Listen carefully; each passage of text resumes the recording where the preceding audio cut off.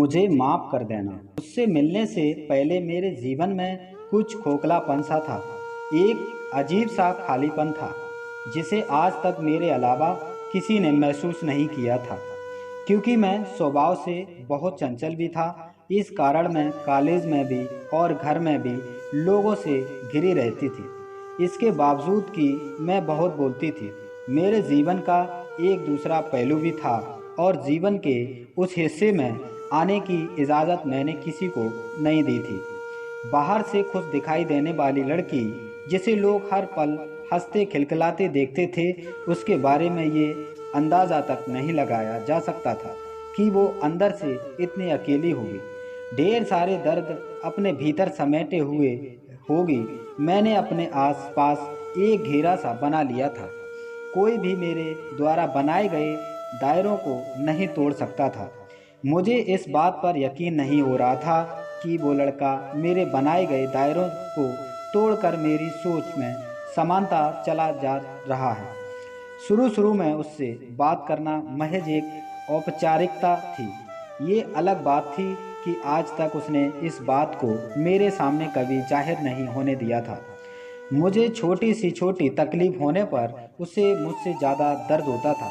कोई ऐसे भी एक किसी को चाह सकता है, यकीन करने में बहुत वक्त लगा, लेकिन समय के साथ मुझे इस बात का एहसास हो गया कि ये लड़का मेरी चिंता करता है, मेरा ख्याल रखता है। उसके प्यार में पागलपन था, मेरी खुशी के लिए वो कुछ भी कर देता था।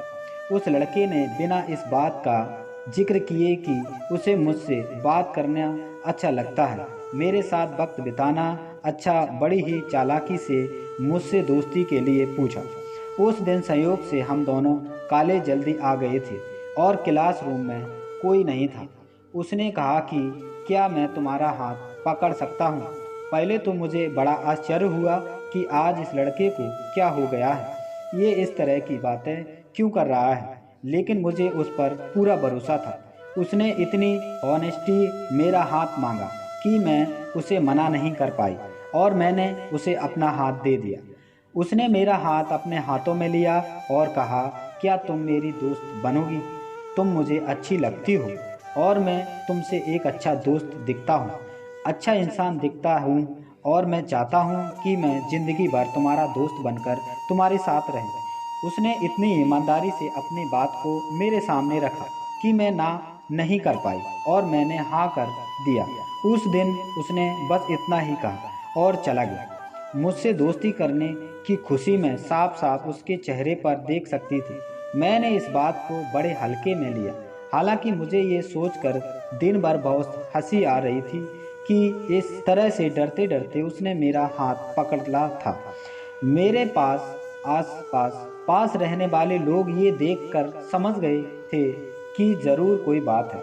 अब हम दोनों दोस्त बन गए और उसने बड़ी ही चालाकी से मुझसे किसी भी वक्त फ़ोन पर बात करने की इजाज़त मांग ली थी। अब वो मुझसे फ़ोन पर बातें करने लगा था। अब उससे बात करना मुझे भी अच्छा लगने लगा था। मेरे अंदर क्या चल रहा था मुझे समझ में नहीं आ रहा था। क्यों मैं उनके फ़ोन पर इंतज़ार करने लगी थी? क्या मैं उसकी ओर खिंची चली जा रही थी? शायद उससे अपनी बातें शेयर करना मुझे अच्छा लगने लगा था।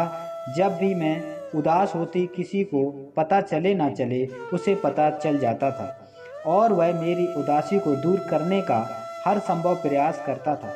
एक दिन उसने मुझे आई लव यू कहा। मुझे वक्त लगा, लेकिन मैंने भी अपने प्यार का इजहार कर दिया।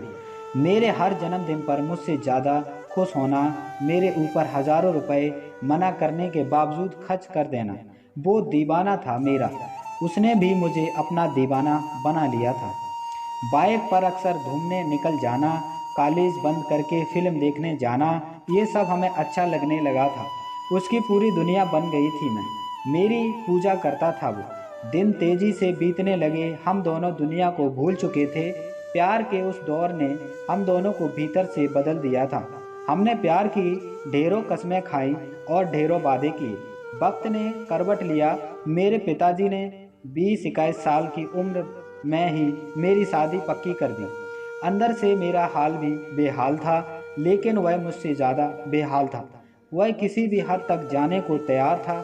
मेरा साथ पाने के लिए, लेकिन मैं जानती थी कि अगर मैं घर से भाग जाती तो मेरे घर वालों का समाज में जीना मुश्किल हो जाता। कड़े मन से मैंने उसके साथ जाने से इनकार कर दिया।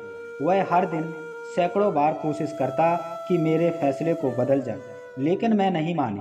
मेरी शादी हो गई। अपनी शादी के बहुत महीनों के बाद मेरी उससे मुलाकात हुई। उसने अपना हाल बेहाल कर लिया था। उसने कहा कि वो मुझसे मिलने से पहले भी अकेला था और मेरे जाने के बाद फिर भी अकेला हो गया है। उसने कहा कि वो हमारी कस्मों और वादों को पूरा करेगा। वो कहता है कि प्यार की लड़ाई तो वो हार गया है, पर प्यार की जंग ज़रूर जीतेगा। वो कहता है कि तब भले मेरा साथ ना दे सको, मेरा प्यार तो मेरे साथ है। ना मेरे प्यार के सहारे उसने ज़िंदगी में आगे बढ़ने की ठानी है।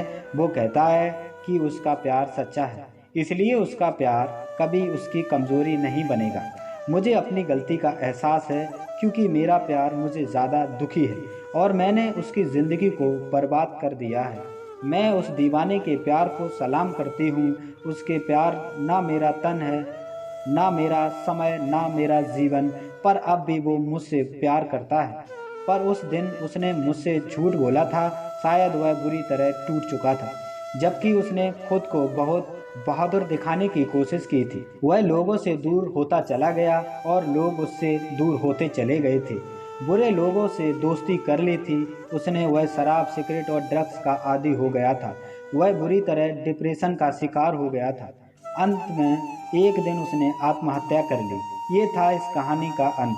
मैं ना तो जीती जी उसके साथ रह पाई, उसके अंतिम समय में उसका साथ निभा पाई। कुछ ऐसी ही लव स्टोरी हम अक्सर आपके लिए लेकर आते रहते हैं।